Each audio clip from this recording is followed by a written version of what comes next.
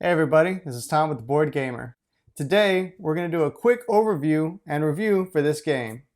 If you want the full how-to, go ahead and click this icon up here or the link in the description. Now let's get into it. Takenoko is a 2 to 4 player game for ages 13 and up with an average gameplay time of 45 minutes, published by Bombix and Matago. The basic overview of Takenoko has you competing against your fellow players to complete goal cards. These cards can be plot cards, which use the irrigated terrain to complete, gardener cards, which have you grow bamboo in certain ways, and panda cards that you complete by feeding the panda with different bamboo combinations.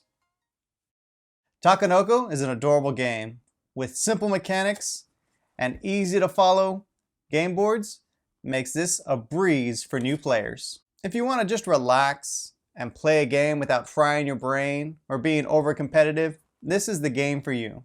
Now that being said, when someone sends this adorable little panda over and over and over again to eat those little bamboos you've been cultivating to score major points, then that relaxing atmosphere may get challenged, at least until they accidentally do something that helps complete one of your own objectives without having to lift a finger.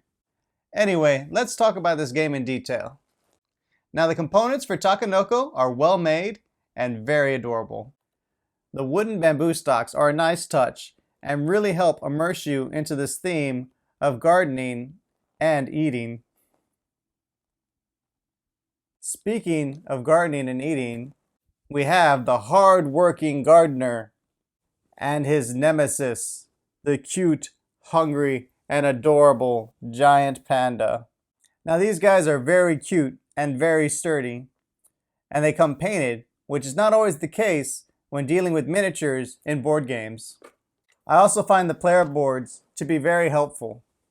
The board basically made a reference card interactive. It reminds you of everything you can do with every action, as well as helpful reminders what each weather condition bonus provides. It also has locations for holding resources, including a little panda tummy to hold that bamboo. Now I don't have much to say about the tiles and the objective cards, but what I do have to say is these tiles are illustrated beautifully.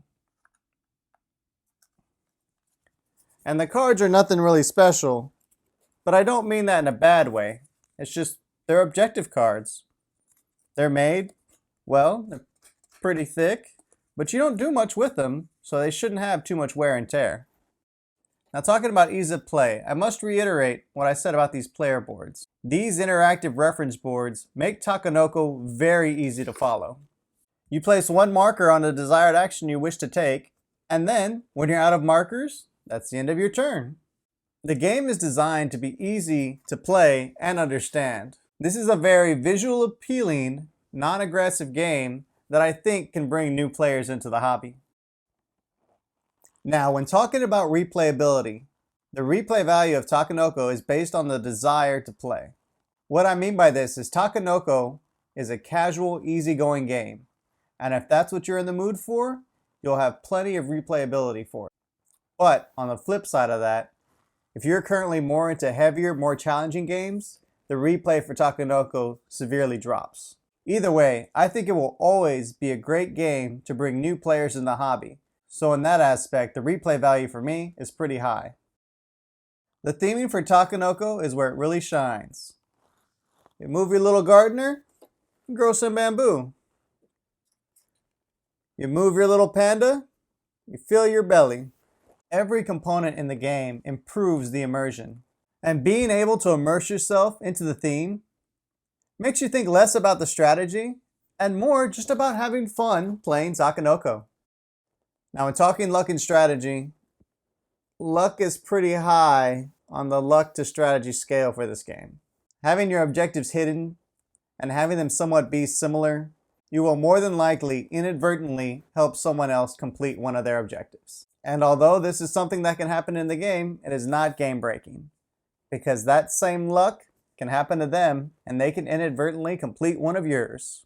Now, I want to end this review by saying Takenoko is a delightful, visually appealing game. If you want something heavier, this game may bore you. But for casual and new players, this board gamer says, not boring. Please like, subscribe, and ring the bell to get notified about new videos. If you're bored now, click this for more games.